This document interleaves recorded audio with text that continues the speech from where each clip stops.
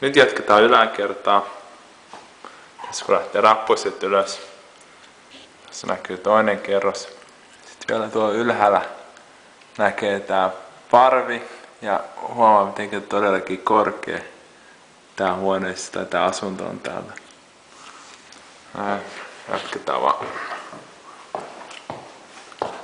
Ja rappuset avautuu keittiöön, joka näyttää tältä.